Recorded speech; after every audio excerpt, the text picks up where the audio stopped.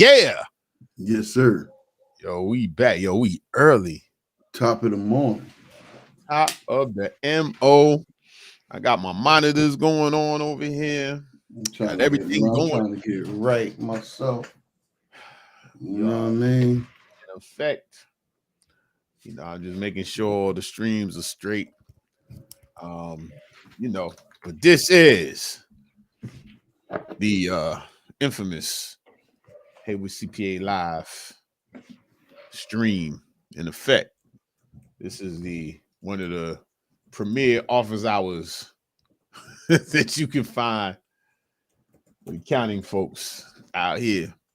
We give you accounting advice, business advice, whatever else you want. And we live here at 11 o'clock. We done got here so early, our people not even logged in yet. That's how because they know we always late. You know what I'm saying? So we're here in effect, in total effect, my friend. You know what I'm saying? For another Saturday of insightful conversation and some good stuff to go on. So but let's do a little bit of housekeeping. Look, I didn't even mean to have the tag on the bottom already. Wow, I didn't mean to do that. Oh, you have a good morning already. Good morning to you. So we're a couple of rules here. Now hit us up in the chat. Put your comments in the chat. You know what? Put your questions in the chat too. If you're up in there. And we always putting people in. We put people on. We gotta work on our little text. Clean that up. But yeah. Oh wow. Uh-oh. Already. Yeah, we got it already. It's all right. Hold up. Let me get on this design. We're gonna get to that in a second. So that's one. We got a few things happening here. We got so that's one. You put your questions in the chat, and then you get with us. Sit here, be positive. Tell a friend. Go on YouTube though, and subscribe. We have a lot of content coming. Yeah, All places. Yeah. Ooh, stay tuned. Yeah, it's all places, yo. We have our good morning. Another good morning. We have our esteemed colleague who will be checking in here shortly. Is he? Did he? Yeah. Okay. Yeah. All right, cool. So that's that. And actually, he'll be the one for that first question. We really want to get his stuff going on. His answer coming in. But before we get to that, let's go to the weekend review. As we have. I'll take it off while you still on the tech side over there. So pretty good week. Good week. Had a lot of things going on, but actually got a lot of work done this week. Interestingly. Is this our post? Let's see. Oh yeah, this is our first since the regime change. Yeah. Okay. So yeah, we'll get to that. We'll get to that when the homie gets in here. But did have some interesting consultations. And did get back to our book of the week activity. Profit First, which is streaming down at the bottom. This is a great book. Very good book. We've spoken about it before, and we've spoken about it before we've done this book of the week activity that we're now doing because we want to highlight, and we may go in depth in the book because mind you, when we bring up books and things, one thing is that people's attention spans aren't what they used to be. So you have to reinforce it. So we get reinforced with a lot of ridiculousness all the time. So let's reinforce that. And two, people in different positions to hear different things. But this book is great, especially if you're in business, even if it's a side hustle. This is a great book for you to read because it flips the management accounting philosophy on its head. So quickly, what Mike Mikowitz, and he just came out with another book too, just recently. We got with our crew. We got to start with this one. What he's come up with is, basically the first thing is, you plan the profit. So people talk about budgets, and what have you, but the philosophy, the thesis in this book is to pull the profit off the top. So if you have a business doing $100,000 and you're supposed to have, you say, hey, it's a 20% margin. 20,000 is budgeted. So you budget the profit. And so now the business has to operate on 80,000. That's how it runs. And then he has techniques on there on the cash management side and all that. I'm going to bring a copy of the book up here, right here. Profit First down there. Very good book. We could take this down. Oh, by the way, we are not sponsored by Profit First. Not at least, just so you know. Yeah, so you know. Yeah, this is just us. Yes, this is just. Oh, no doubt. Good morning. Yeah, the cousin in there. Yeah, so very good book, but the philosophy behind it can be applied to your personal finance too. So that's a big portion here. So you really can take the philosophy, and apply this to your personal. So you get your paycheck, you're like, yo, yeah, I know you saving for retirement and whatever, they take it out. But I'm talking about what you take home, and you're like, yo, this is the money, I think, in terms of savings or whatever, investment money, yo, 10% of it, I'm putting it over here. I don't care what happens. That's going 10% is over there. So now I got to run my life on the remaining 80% of what I brought in. And, and even that 10% comes from Richest Man in Babylon, speaks to that. That's another book that talks about that. But there's a discipline to start. Because when we talk about debt reduction and reducing our debt, a lot of times we look at it in terms of what I have left over to apply to it, as opposed to, if I want to save for a trip, it's like I go spend everything as is, and then whatever's left over, I'll try to make it. Whereas opposed to being like creating this constraint, you have a constraint. If you live off 90% of what you bring in, just as a number, and you discipline yourself to that, that 10%, is there, and over time it's going to accumulate. And that's wealth building as well. But we don't want to do too much too early in the morning, because I'll start going down a rabbit hole. But actually a rabbit hole for our guest, that's what he does. So, but it's like taking a portion, but that's what Profit First is about. And the tagline is transform your business from a cash eating monster to a money making machine. And it's by change your philosophy. Yeah, let me underline all of what you said. Most business owners focus on growth and revenue, but not the profitability aspect of it. And that's where Profit First attributes a lot of what you're saying to the model and the theory of what it's trying to provide in terms of good habits. Oh yeah, definitely. Got to have good habits, people. It's like I say, you can make whatever dollar amount that you make, but if you spend 1 cent more than that, so you could make $1 million a month, but if you spend $1 million, if you spend it all, $1 million and 1 cent, as well, you broke. That's why you see people that have a lot of money, they end up broke anyway. So, it's going there, but no. So that's our book of the week. That was a nice little segment there. I got the little picture going there. Look at this. Yeah, we moving up. So the book of the week, but definitely check it out. I think if you have like Kindle Unlimited, it might. And there's an audio book too. So then remember, almost everything we put out here is an audio book as well. So you don't have to get all super caught up in there. But definitely that is our book of the week. If you have any questions, put them in the chat, or you can email us hello@Heyward CPA. Have anything you want to go through with the book. And there's some other items that are taking shape around it, like RelayFi is an online banking platform that makes it easy to follow the profit first format.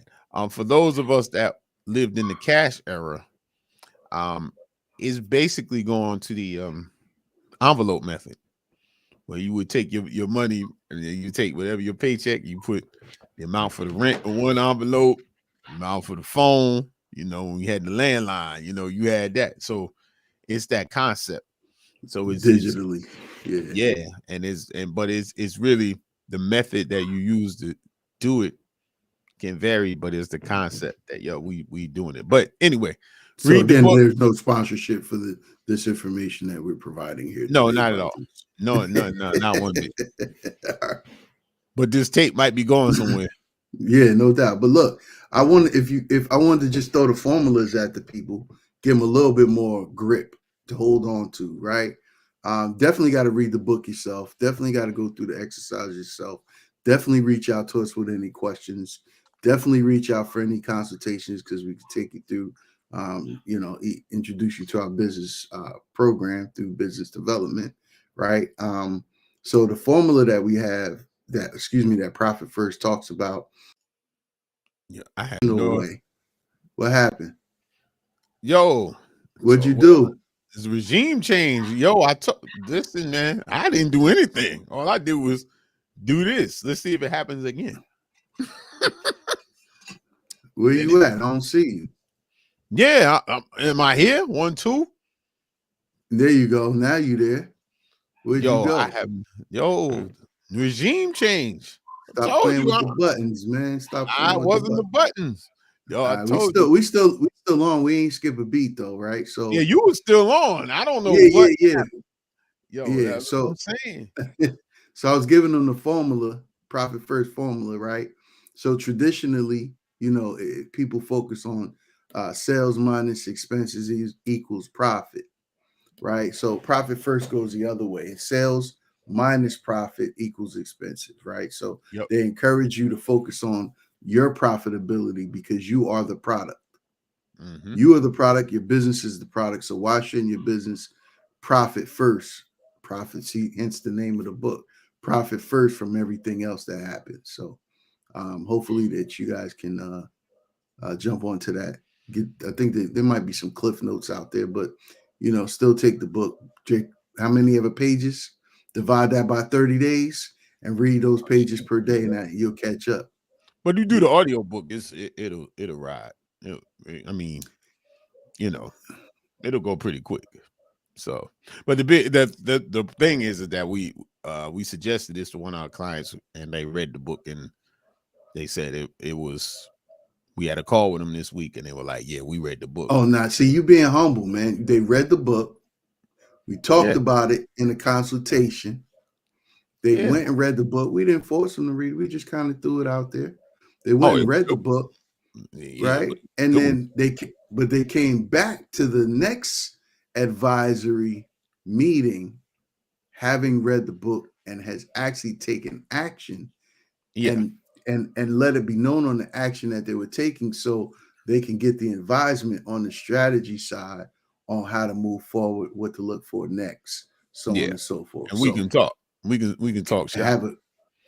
Correct. We talk shop. So but as we get into get into personal finance, you can do that. So, but that's it. That's our deal. So, Profit First. Thank you, everybody. Thanks, Profit First, for coming in, for stopping by. It's been real, So, Profit First is up out of here. So, here we are. It is November 16th. I know people are locked in. They're wondering. A little event took place on the 5th of November. Something. I don't know. I was asleep about 10 o'clock or something like that. Oh, before you jump into that. Because it's going down. Before you jump, because I gotta get this out, right? Today is Cole's birthday. 23. Your nephew's birthday he's 23 today. Oh, really? Oh, so for real? If he's listening, half groggy somewhere. Happy birthday, son. I'll see you later on today. He went to Charlotte yesterday. Oh, that's what I was saying. He went to Charlotte. He went to Charlotte yesterday. So, I talked to him a couple of times. He did hit me in the middle of the night when he got in safely. But, so he's totally not awake right now. Right. Or he might be. Who knows? He's probably like half awake. Yeah. He's a weird one. Yeah, they might be. Yeah. So well, happy birthday. 23, huh? Yes, sir. That was a long time ago. Yeah, anyway. And so I would have been stirring about now. I would have been stirring or coming home. One of the two. Not right about now. Like, I don't even know where I've been. So that's like DJ life. So anyhow, all right, look. The election happened. Everybody freaked out. Not everybody. Well, actually, everybody did. One way or the other, you freaked out. Like, so you know, it was hey, yay, or boo, one way or the other. So because we about BI, the politics, that's a different show. The BI, right now, as of right now, not much has changed. But we did get the first question of the day around this. And it says, I gotta change this. You can't even read that. I was like, let me just make it darker. I'm telling you, live television, baby. This is going down. But the question is essentially, let's just put it in black. Always bet on black. Except for an election. I couldn't help with that one. Anyway, so how should we be preparing our finances with the change in administration? Well, that's to be seen. One thing just from the tax side, which I know, that's kind of where we dwell.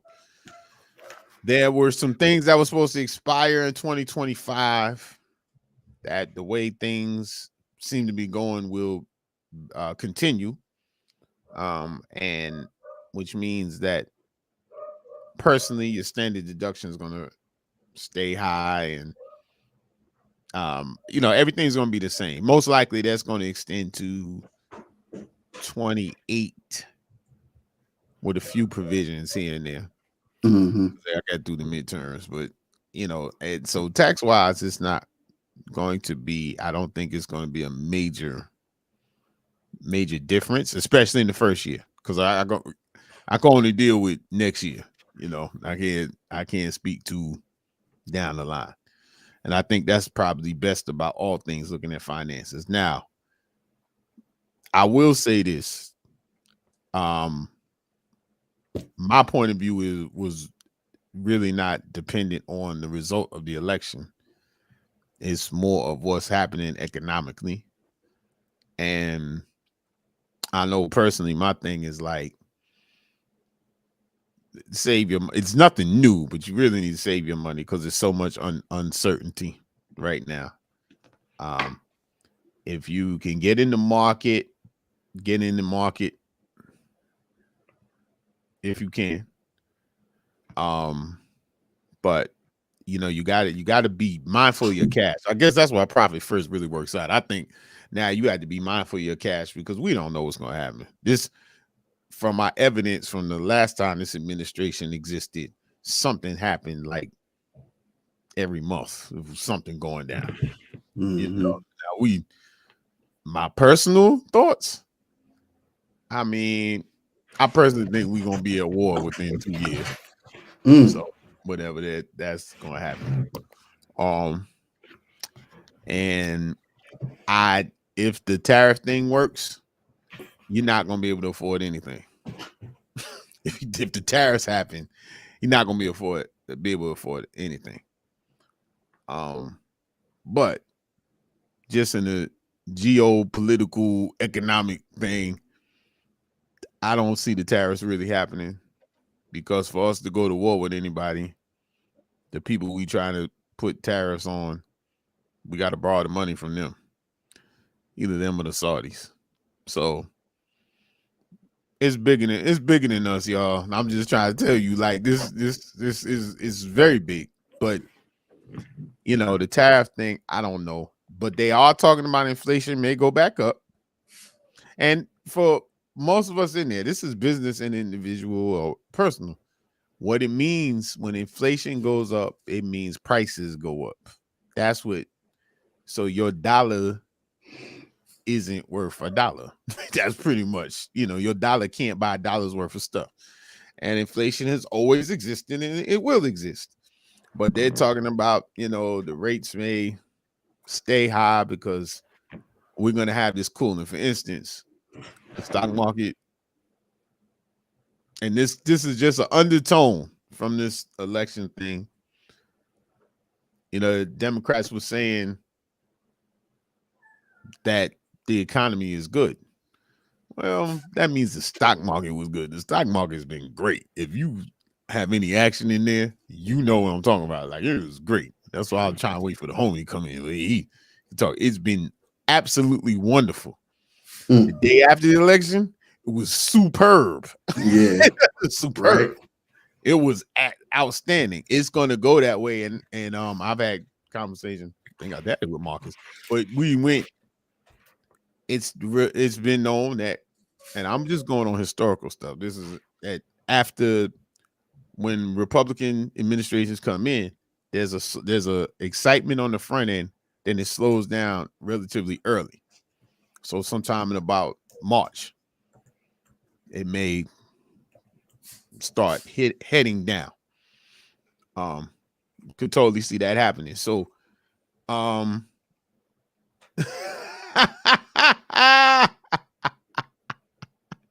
you saw that? Oh man,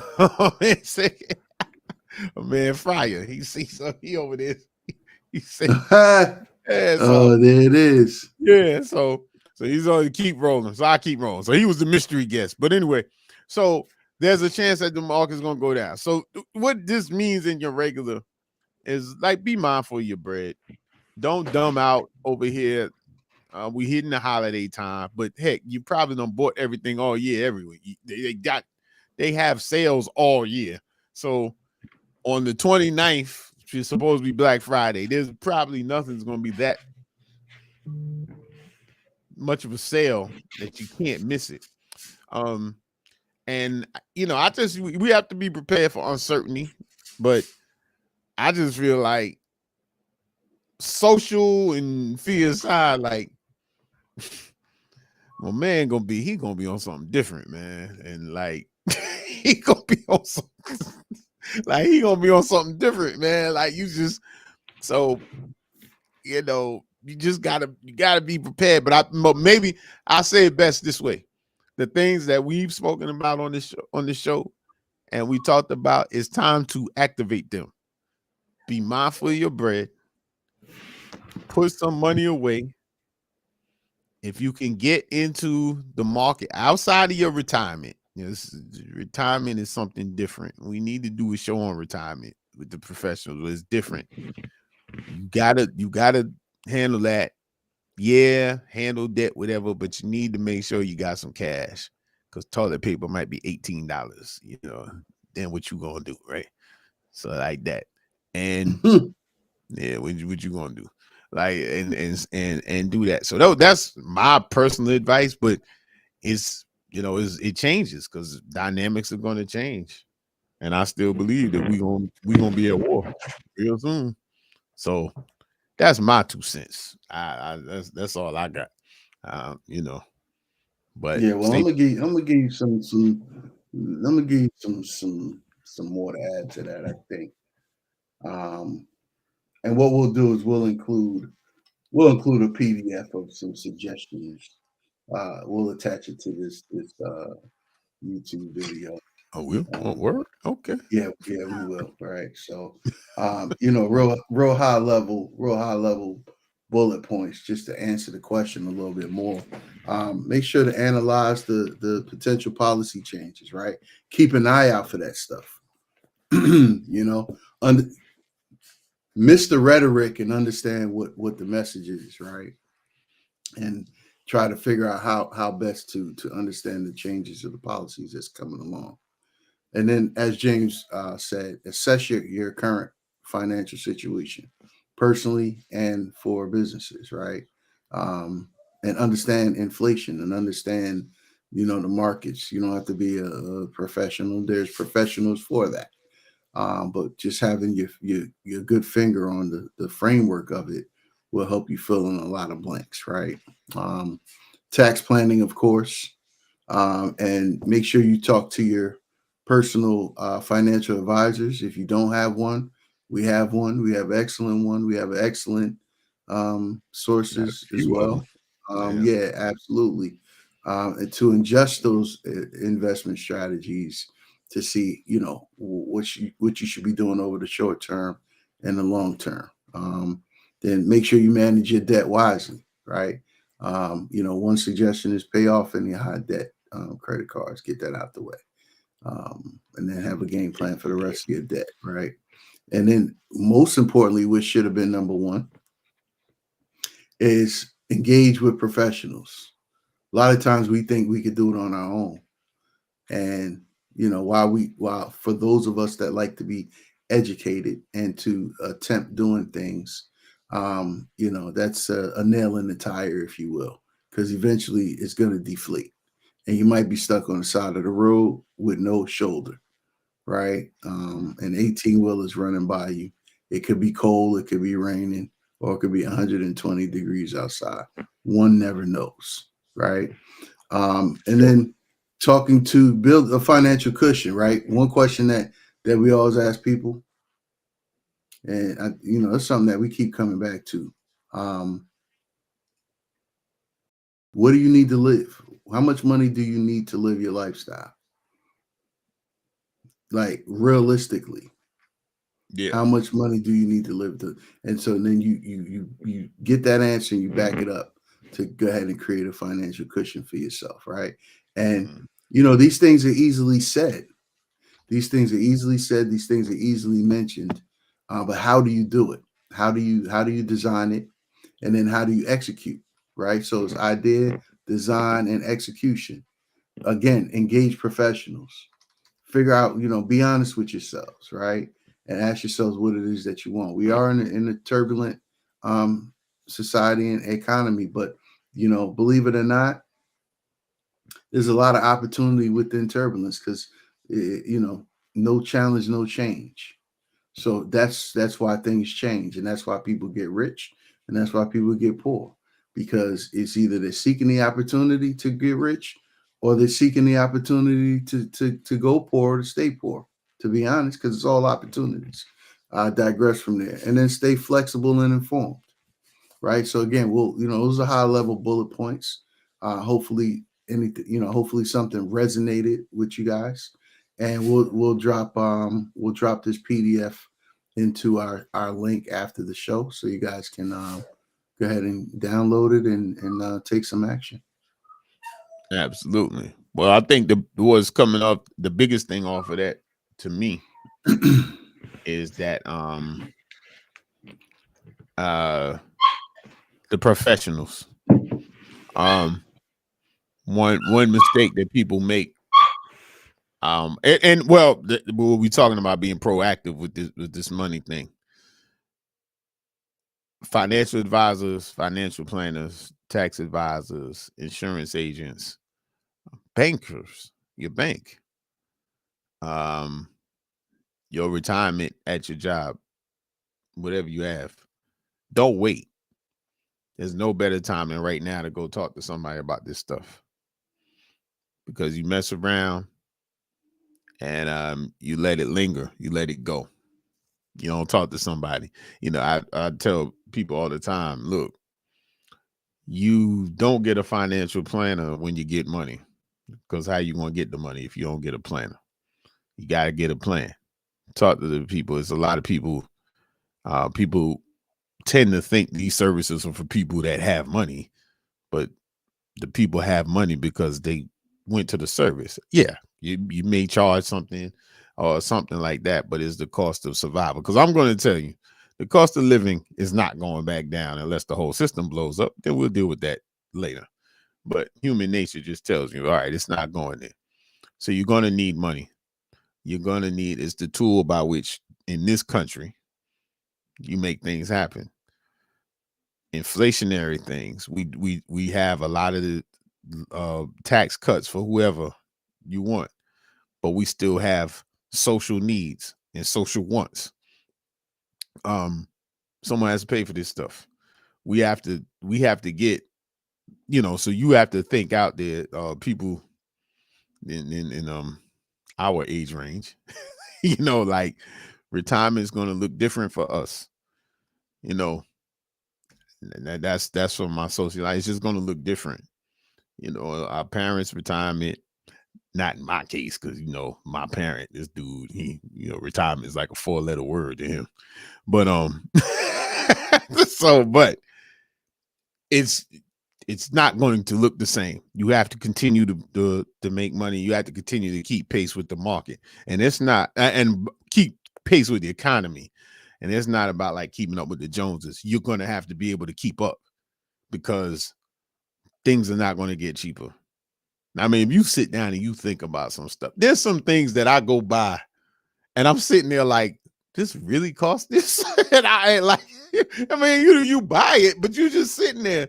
And I mean, I'm blessed enough to, how, I don't know. Well, I know for sure when your parents used to tell you, I remember when so-and-so, and they was talking about nickels and, it cost 10 cents and all that, right? And now we at the point and we like, yo, you remember when this was $1?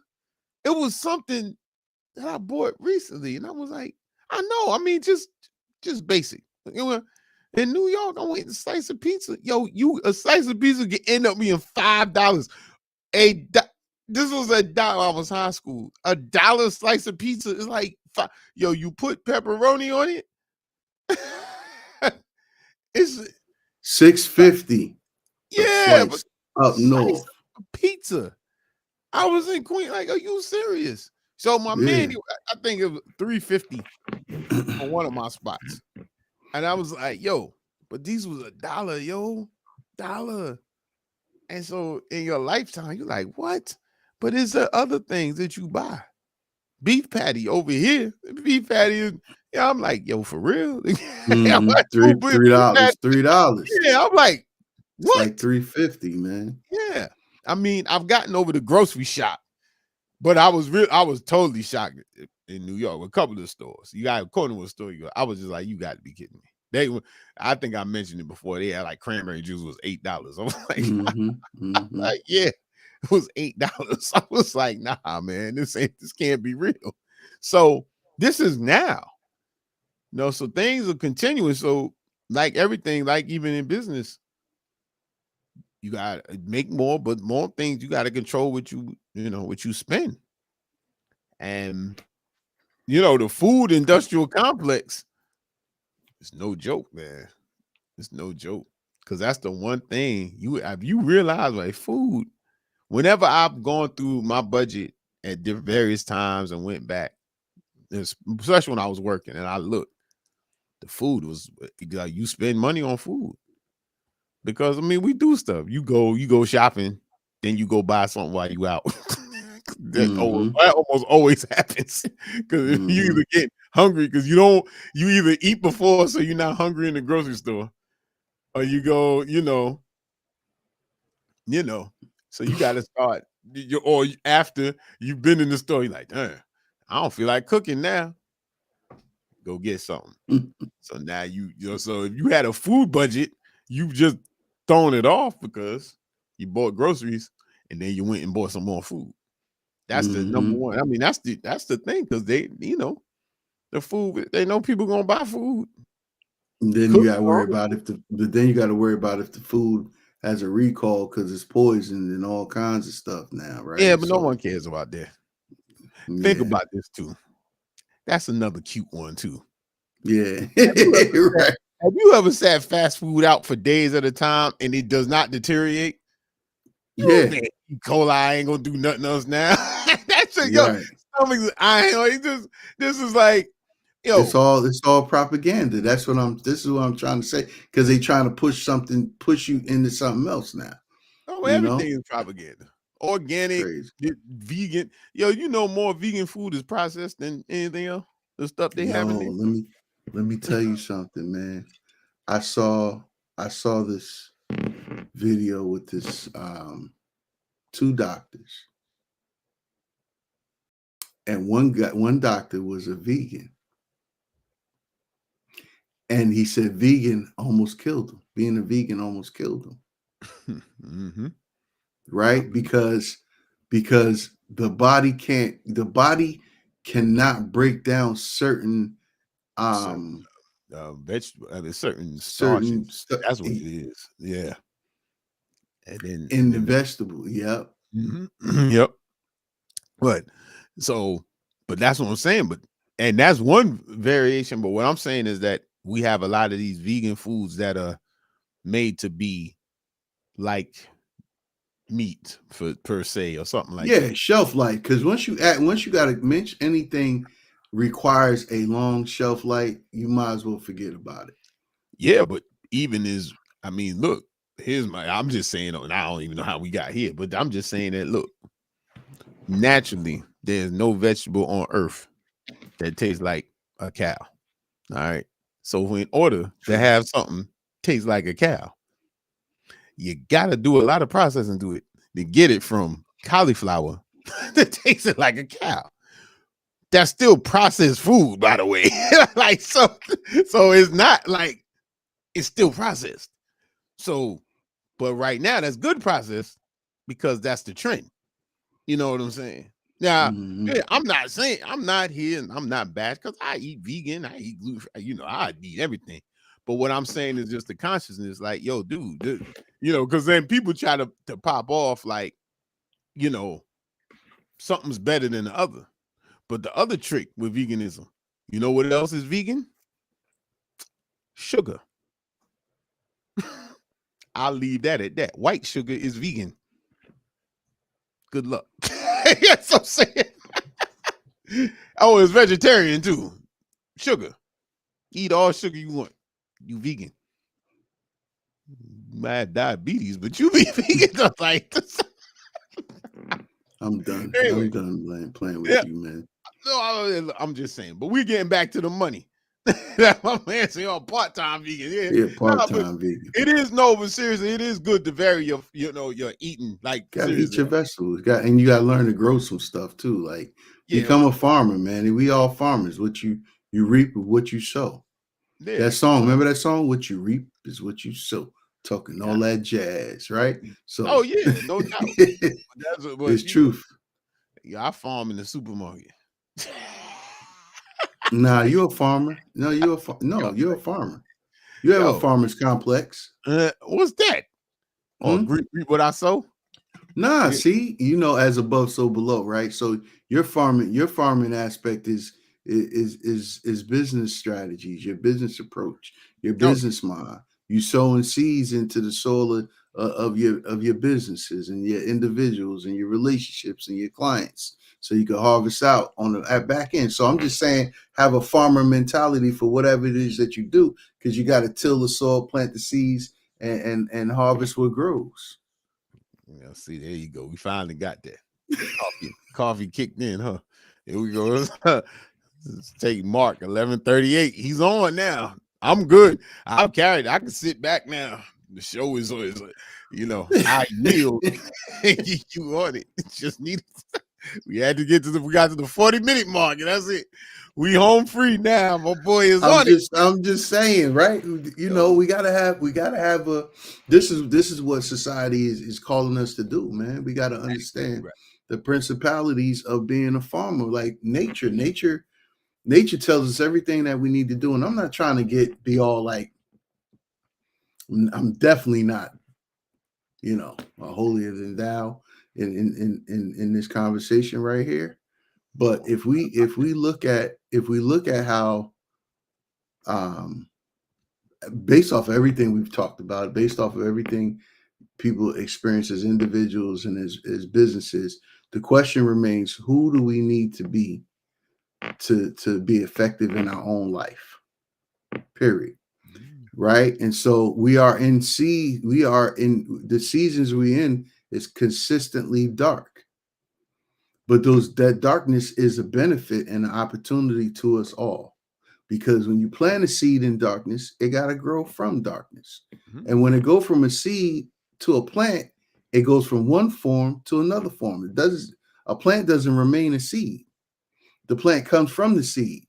Absolutely. And it transforms, right? So whether we doing business, whether we farming food, whether we raising a family, whether we part of a corporation, it doesn't matter. We're all well, not everybody are parents, but it's a lot of parents out here, but we're probably siblings or not, nieces and nephews, children to our folks, things of that nature. Whatever it is, have a farmer mentality, because there's seeding and there's nurturing that needs to go along, and understanding that needs to go along with how do we consistently maintain through these changes in climate. And I'm talking about political climate, economic climate, cash flow climate, all of these things. Yeah, social climate. Right. And I yield back from there. You yield. You hit the little mic. For now, man. See, you know what I mean? Nah, that's a good one though. Nah, I mean that's actually, I mean, I think it's more important now than ever for that. I don't want to use that normal cliche, but seed your community, and seed, your people. And that's one of the reasons why the back end of the election, it wasn't as emotional for me, because I know, hey, look, it makes it, once again, it's still a thing, regardless who's in Washington. In your zip code, your area code, your zip code, or what have you, the more that you sow there, the more you're going to reap. Speak on it, brother. Speak on it, because a lot of people focus on, the big office, right? Yeah. But who you voting for, who your representatives in your city, in your county, in your state, right? Because those are the people and the situations that's going to influence the top. Yeah. And they don't want, and also definitely that. And I think we're letting them off the hook, because absolutely they don't have to work as hard, because all the attention is on Washington. And then I give you another downer. Presidents are selected. Oh yeah, and I'll let you finish the rest. They selected, but see, not everybody knows that. I just had, somebody tried to challenge that with somebody else, and I just happened to be there, and I was like, well, they're selected, not elected, and that took a whole turn until we ended up bringing that person back to reality, right? Yeah. And the simple question was, who did you vote for within your local township? Yeah, and what are they doing, and what are they, what can they do? Right. That's number one. Right. Number two, what are they doing? And number three, what do you need them to do? And I think in that complete apparatus, there's politics as it goes for us in business, and those of us, personal finance or what have you. Those questions aren't being circulated in the conversation. So even if your candidate had won, the same questions need to be circulated, because that candidate, and this is completely bipartisan, whatever the way that the political system is designed, it's not designed to someone gets elected and they off and running. It takes a lot of people to make things happen. And what happens, I think we get enamored with the selection process. We get enamored with that. And then people go away 4 years, 2 years, whatever. But the accountability, like even your state legislature, most people don't know who their state legislators. They really don't know them. And most of us, I'm not gonna say I do. Like, really, what can I call you for? Like, Right. you're representing me, but you Right. know, I've never spoken to you. Right. I elected you because I like what you said, but you and I have never really spoken. And so Right. by the time, the time that I voted for you, and right now, my needs may have changed. My feelings may have changed. I might still be able to rock with you, but I haven't really engaged with you. And the question is that the job of the politician? Not necessarily, because, like if someone's working for you, supposedly you say, yo, I need you to come in the office, so I'm going to reach out to you. I need to talk to you. This is the thing I say personally, I'm going to try to do more of. Right. And then because it come back to accountability, right? It's we all got to do it. Yeah. You got to talk to, because it's squeaky wheel gets the oil, but it's just, it's an understanding, so it's easy to go in despair. And the main thing now, I mean, just I'm independent, so I get stuff from everybody, it's like that. But what I think a big challenge is, so let's say, we say what's going on for the people and all that. So say somebody from the other wins. Do you just not engage them? Because they're still supposed to represent you. See, and that's what happens. Like, okay, so you represent me. You said you went to this. Let's talk. Tell me why you went to this, make it better for me. So I'll say, hey, do it like that. People, we're passive in the wrong areas. Right. And I'm not saying everybody becomes a political operative, but just to, supposed to be here for us. And I'm saying as business owners, just bring it full circle. As business owners, it helps you to have some knowledge of what's going on and have some connections and meet some people. It'll strengthen your business because even that's an ecosystem. And a lot of times when opportunities come up, people know you. They know of you. They know of your business. They know you might have a print shop. Somebody decides, I'm gonna run for office. Yo, you know a good printer, something? Printer of the culture. Oh yeah, my man. Like that. I'm gonna send them to business. It works. But that goes to the networking show we have to do on networking. Why you must network. And how to lobby. Oh well, yeah, we totally gotta get into that. Yeah, so that's but it's part of lobby. But lobby, you don't have to be a lobbyist to lobby. No, you don't. Well, no, you don't. No, yeah, I'm saying like, yeah, those are professional lobbyists, but you don't have to be a lobbyist to lobby your own representative. Correct. You can call your representative and say, hey, you represent me. What's up? So how you representing me? Now, a lot of times you talk to staffers or whatever, get to know them. That's like any place. You get to know the people that's on the front line. Everybody's always worried about the person at top. There's instances all the time. Correct. You go to a restaurant. This is what I always tell people. Like people that I don't understand people who are rude to servers at a restaurant. That's like the silliest thing you can ever do. Like that's just it's like it's so bananas. I'm like, I don't even like that's just the silliest thing you can do. Aside from them doing something crazy from you to your food. But they're your liaison between the food on your table and the cook and the chef. That's right. Yep, chef. So So wouldn't we not have to have a good rapport with our liaison? They're there. I mean, how many times, all right. The chef comes out sometimes and is everything all right? Yes, you like, yeah.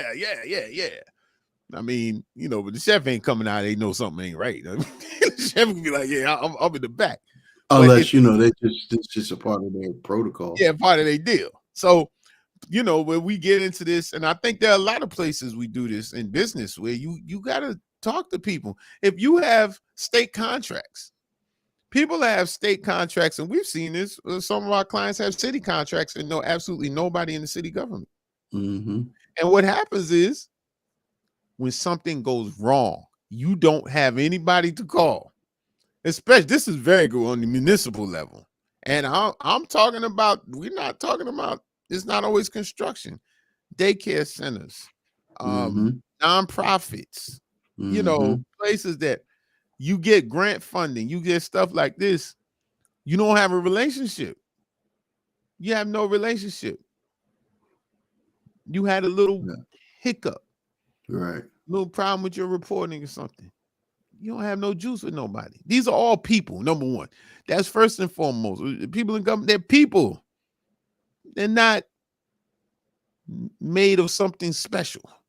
They're people. I'm not saying they're not special people. I'm just saying they're not constructed in a way that it's like, oh.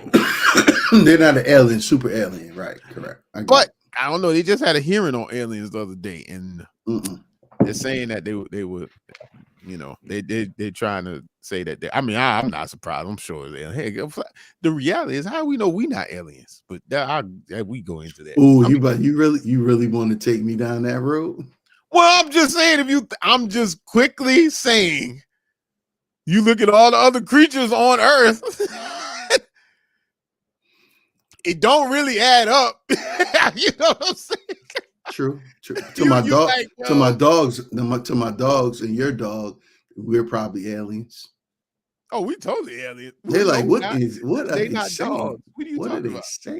What are they saying? Yeah, right. At this point, they aren't dogs anymore. They're like, we humans.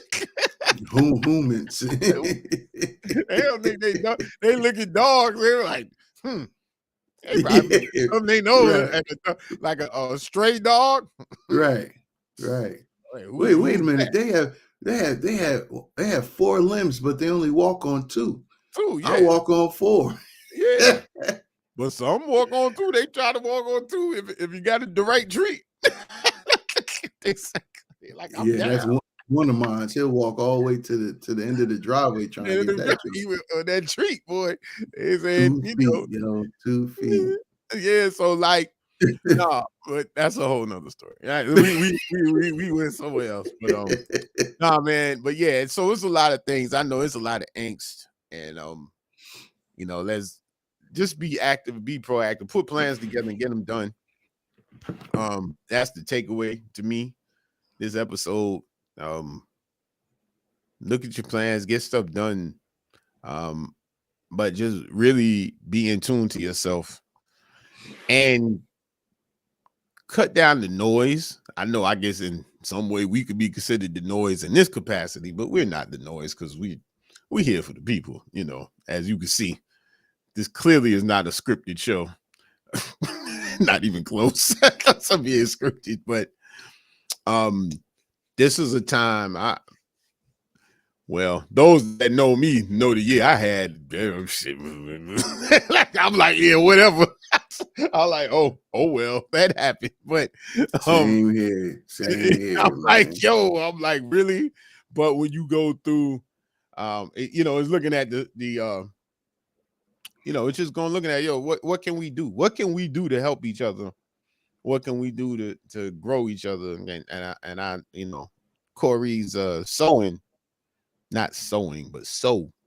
so like that's very accurate. What seeds can we put down in our communities with our people to benefit one another? And our big thing is information. We try to share information.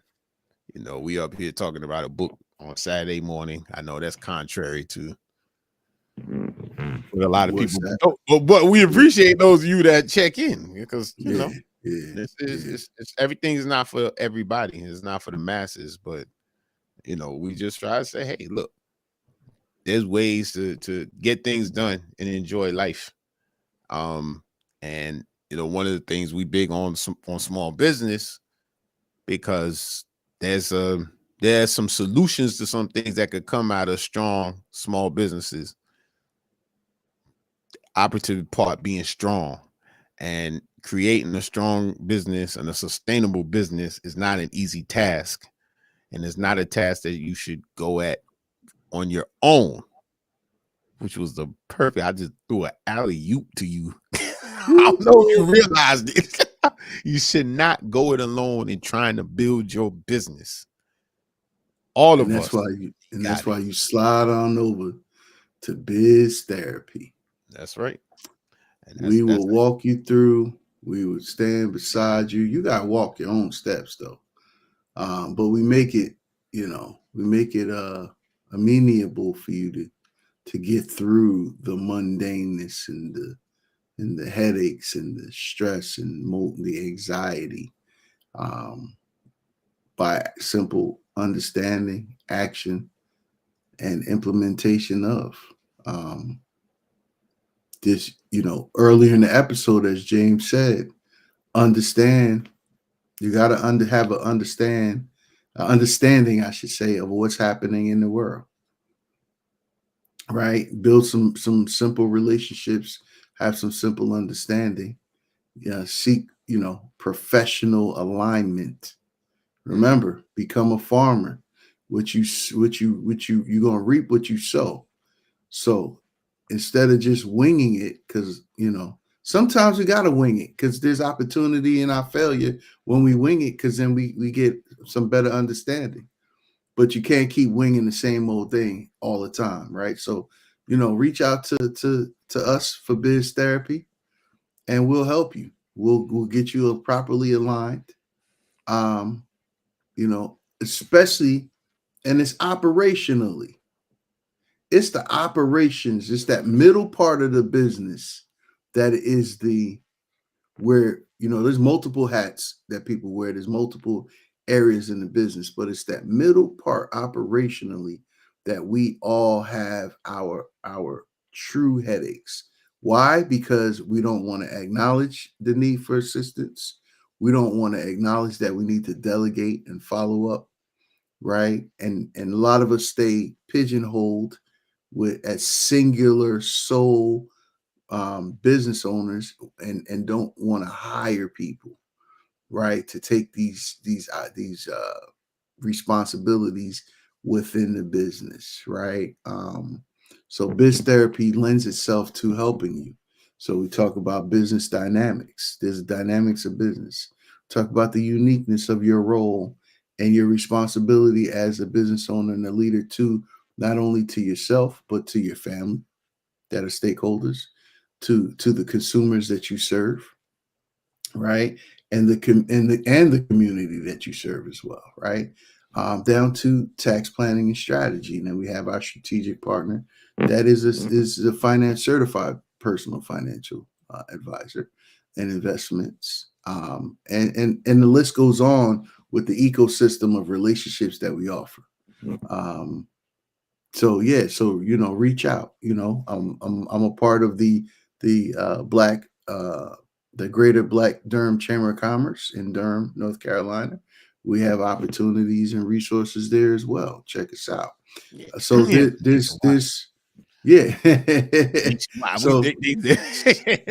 so Biz Therapy, right? Go to Biz Therapy and you can reach us at biztherapy.info.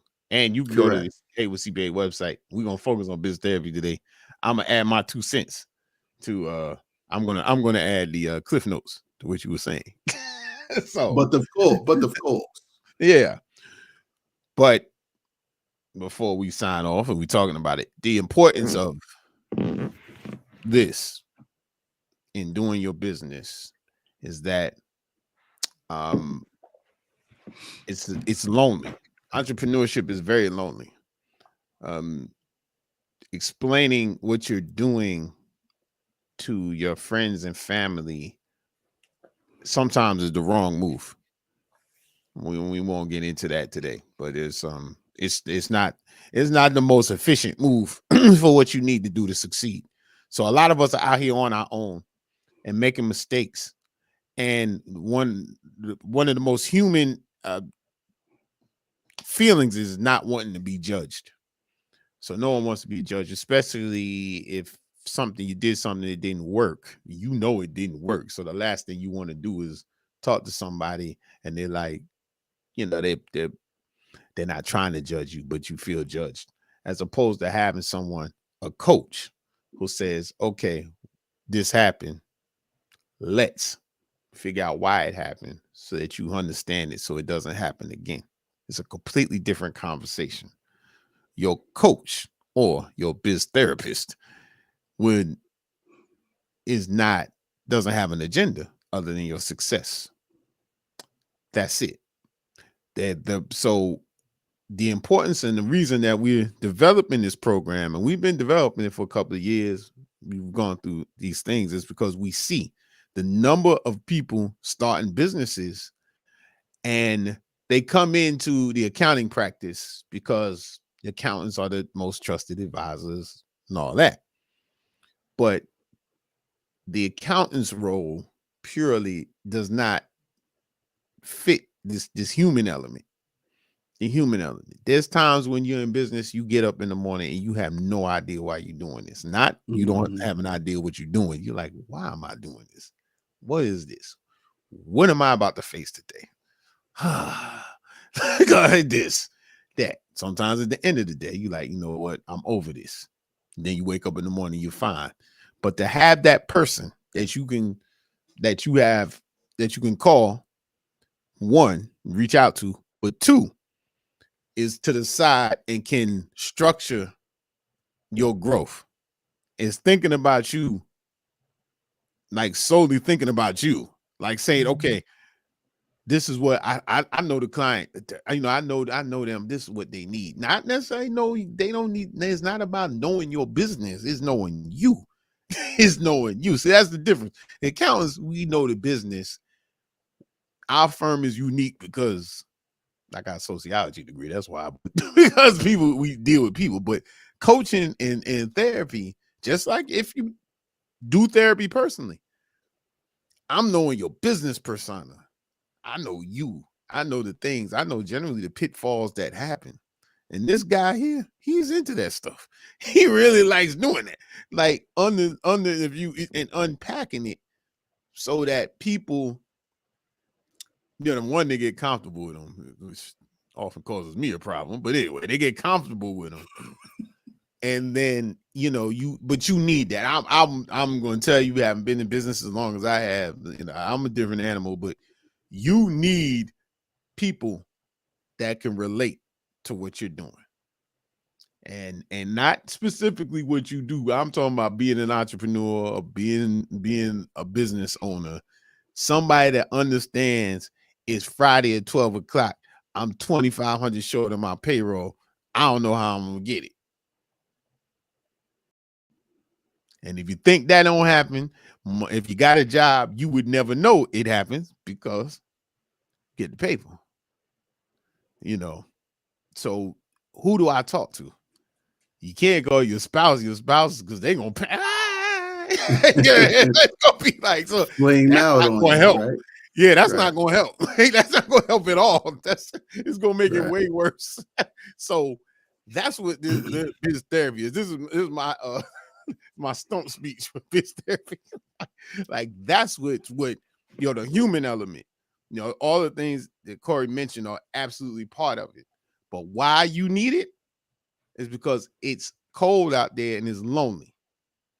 And when you get out there and you look and and I mean lonely as an entrepreneur, you'll have people around you, but they're not going to be able to offer you the things that you need to keep moving towards the goals that you have. And then often you forget your goals. They get lost. So who do you have to bring you back on track? It's like a personal trainer. Most people know how to work out. Personal trainer is not there to necessarily teach you how to work out after a certain point. It's there to have you be accountable. But let's break down accountable. I say accountable is to hold you to what you said you wanted to do, Right. not be accountable to me. Like, Right. I didn't tell you, it's what you said you wanted to do, and you need somebody out there to keep you here. And it's a commitment, and you build the habit. You say, you know what? I'm committed to this process. Eventually, you start becoming committed to the person, and you say, you know what? I'm not going to waste this person's time because they're investing their time in me, and they're thinking about me when we're not meeting. Big part. I'm thinking about you as a business owner when I'm researching and all that. So as we enter the holiday season, it's biz therapy season, because you know when is the best time to start talking about your business? At the end of the year.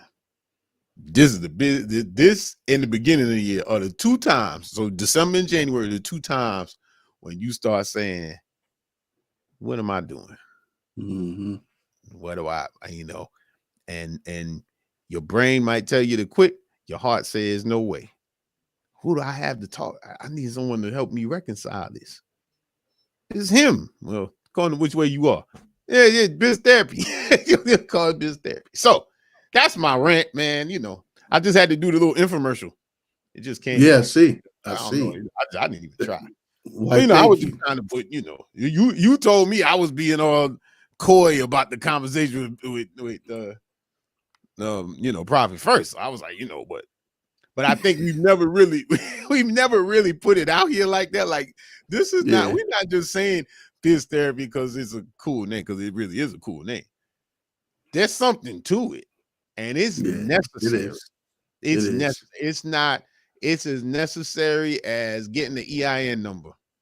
It's necessary if you serious about whatever you got going on. And most of us don't have that. We don't have anybody. We really don't. I mean, we just don't. So we got us somebody, the brother Core. So with that, man, we're gonna get ready to chuck, and it's affordable too. We take payments. Well, anyway, but it's a small investment. I mean, in the grand scheme, it's a small investment. It's like having a real person with you. So we're gonna hammer it next year. We get it done.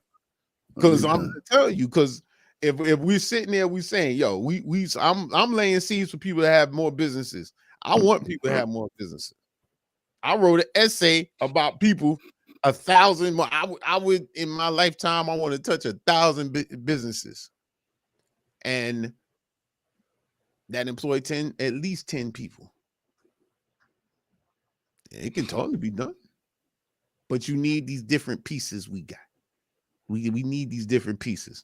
Stop going out here on TikTok and getting your business advice. It's 60 seconds, 33 minutes, whatever it's telling you. Business don't work like that. Here to tell you.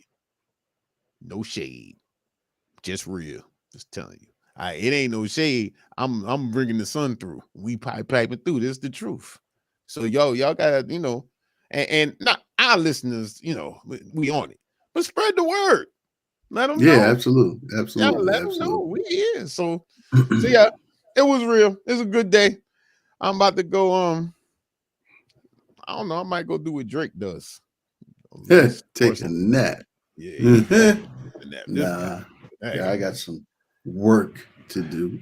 That's right. Like Kumo D. I got some work to do, man. I got it. So anyway, but check us out. Definitely go to the YouTube channel, subscribe. Give us a thumbs up if you like this particular stream. But do us the biggest favor and spread the word. Tell people to check us out. You may not have questions, but they might. So check us out. We're here to answer, and we're here to be a resource for you for business and personal finance too. And we'll see you on the next side. So you know what we do. Peace to the gods.